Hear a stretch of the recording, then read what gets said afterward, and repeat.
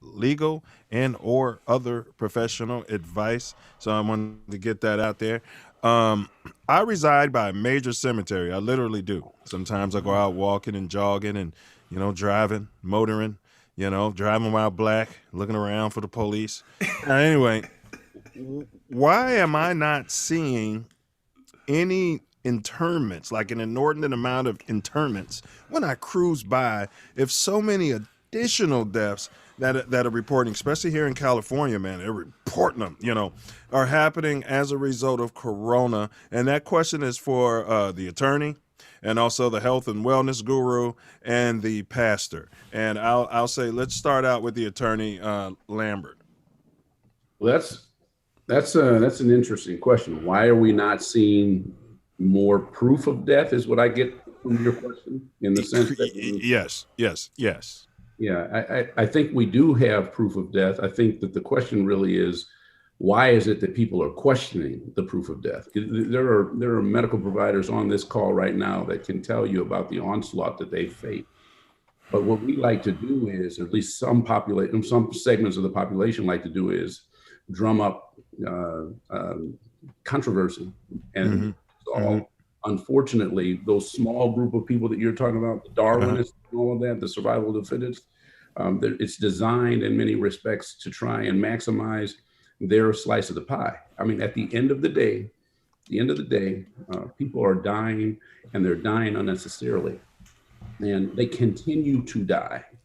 And the probabilities is that if we don't continue to take strides to try and control this, we're going to continue to see that.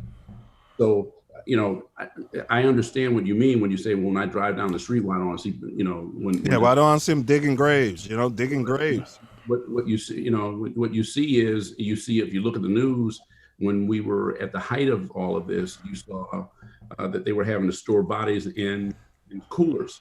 Like, that was real. That was real. And so where you are in the population, if you're in Montana and the population centers are small, then as much as you might have hospitals that are inundated, you're not going to see necessarily the congregation of bodies in the ways that you did in New York. Correct. That's not there. Correct. And I have to play devil's advocate. I have to play that because, believe me, I've had conversations with my ship from the emergency room, and he tells me it's real. But I'm gonna throw it to the pastor, and then we'll give it to Dr. Conrad. That same question. What say ye, Pastor Stewart? You catch me when I took a bite of chicken. All right, so here it is. Yes. You want some watermelon too? Look, I'm a biscuit eating Baptist, not playing. All right, watch this. All right, so the topic is, we've become more intelligent on how we handle the bodies. And a lot of people we've removed ourselves from a lot of the nonsense of how to host the bodies. So working with a funeral home, which I do. Thank you. I moonlight at a funeral home. And I want to let everybody know, at first, we didn't know what to do. We were caught all by surprise. We had to reorganize our movement to our storage. Families were having ridiculous requests, which put us at the mercy, because you don't get the check, you can't get reserved the gravesite, you can't do several things. But also, so when you look at it from that standpoint, we've become a lot more ingenuitive, and a lot more families have taken solace with the fact that we just need to incinerate the family member, because now we're reaching people. It's not just the elderly, it's those who were young that didn't think they needed life insurance yet. And so as a result, we're dropping $1,500 to drop them in the cooker. And so a lot of the dynamic has shifted, because at first it was possible, because we call a couple of aunts, a couple of uncles, everybody dropped $300 to $500 together for those of us who still had jobs. It was easy, but now we don't have jobs. And as a result, the options for burial and dismissal of the parish and the sleeping and the falling has just dramatically shifted. So that's number one. Number two, you don't work at a funeral home. Because let me tell you right now, we've had to shift to different locations. We're storing bodies where there were locations that were just low in volume. We've not had to make an extra expose. Now you see, Amerikkka, he has no reason to lie to me. But go ahead, and this is why we're doing this. But yeah. Go ahead. I mean, I know y'all Yeah. thinking, well, we could all set this up and we could all be lying. I mean, that's all possible too. But I'm just telling y'all. I mean, all right, but this is great. Go ahead, bro. Go ahead. I Yeah, I appreciate mean, this. the mere fact that at one point we had a basement where we were literally, it felt like a bad game of Dr. Mario, the way we had to shift all those things around just to get one body out the back that we embalmed 4 weeks ago, where the family just didn't have the money and they finally came up with it and they were ready for the service. And so a lot of these things have really shifted. The other part about it is I would like to ask what section of the funeral home of the cemetery you're in. Something that you don't know is that there's a dowry and a fund and that literally is set aside for such said funeral homes. And certain sections are already reserved for family members. So the reason why you may not see it is because there may not be any available plots in that specific area. And so a lot of this has a lot of dynamics to deal with it, more than just it's a hoax or it's a sham. I mean, from the financial to to several different levels. I mean, we've been burying people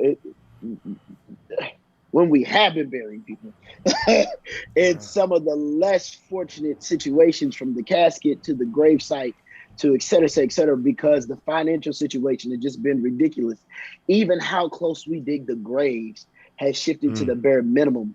Like one time they dug one so close on accident that we saw the other casket that was already in the ground. Wow. I mean, just because of the level of concern and the anxiety that we have to rush to get this going.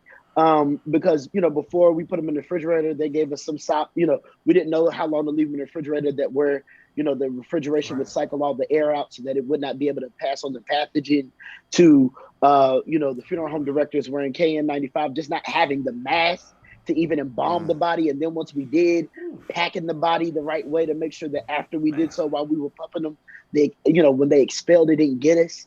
I mean, there's just several layers to this situation in regards to the dead and the deceased that, you really just don't know if you're not in that industry. And that was thorough, and I appreciate, thank you very much. Man, you were here for a reason. And Dr. Conrad. Yeah, I'll just say a couple pieces. I mean, one part, the pastor's talking about all these bodies. These are human beings with families, and our ceremonies and traditions have been broken. A lot of those people died alone.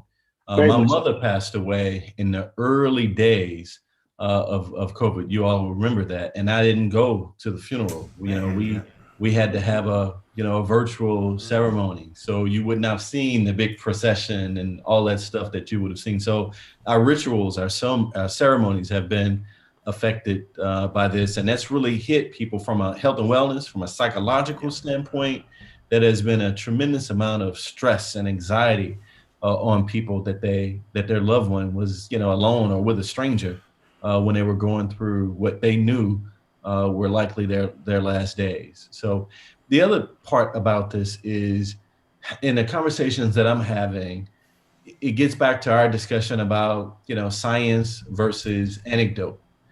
And so me walking by a funeral home and not seeing activity, and then therefore summarizing that, concluding that, well, must not be a lot of dead. I mean, that's not science. That's not how we make decisions. We gotta have more but it's the eye test. You can't approaches. deny the eye test. But go ahead. The worst source of testimony, the most unreliable source of is eyewitness. Is eyewitness testimony. Is an eyewitness. But can I also jump on Dr. Conrad's thing? Amen, because Dr. of physical and social distancing, we've also you're not seeing a lot of it because we're not letting a lot of people in the building. No. We're letting the bare minimum see them, and what would usually be the first view is now the funeral. It is the actual funeral, and what you think may be just a hearse on the way to get an oil change, that is the funeral. See, that's what I'm saying, right? A lot of aspects of this story has. So you're saying it's a lot quicker too. It's a lot quicker. It's not everybody standing around and. If I got you by God's grace on a Saturday, you in the ground by Friday. We ain't waiting for mama and them. We ain't waiting for mama and them to come in town. Depending on the context, because we literally at one point, we had 2 bodies a day from Sunday to Monday. Wow. Not Monday, the one that was coming. Monday, the one that was already gone. Right. And so we were literally humping like a thief, man. I mean, we were working bodies. Hey, crazy. Go ahead. If y'all want to wrap it up, then we're gonna move to the next one. Go ahead. We're gonna move to the next one. And I apologize for my disconnectedness. I'm just I had to do that to get used to death. I do apologize. Tori and then Dr. Honore, and then we'll move to the next one. Now go ahead. Yeah, go ahead. I just wanted to jump on what Dr. Conrad said as well, and I think that is a reason why a lot of people are leaving here, is because they don't have that support, that love, that family, that touch, that immediate, feeling their energy, being in the same room and all of that. Hold on, you could beat this. We could beat this together. And if you go, I go. I don't care if I get it. We in here together. And I've witnessed now, some of y'all are scientists and y'all talk evolution and then y'all talk at the same time. What's my man's name? They brought up Darwin, right? But they don't want to, but he's the father of evolution. But I'm going to say this, just being the devil's advocate, if you will, well, yes, I'm just saying as a scientist, as a Christian, I've seen. Now, unless these people, these older church people were just making it all up, I've seen people get healed. Maybe it was a placebo, but I've seen it. I've seen people get healed from faith and somebody coming there and touching them. So, and to just devalue that and suck all of that out of the equation. Yeah, Mills, but here's the thing. Here's the thing, Mills. If you have if your appendix is about to burst, you're not going to pray on it. You'll pray on it, but you won't go see that. If you don't, then we'll be praying over you. That's the truth.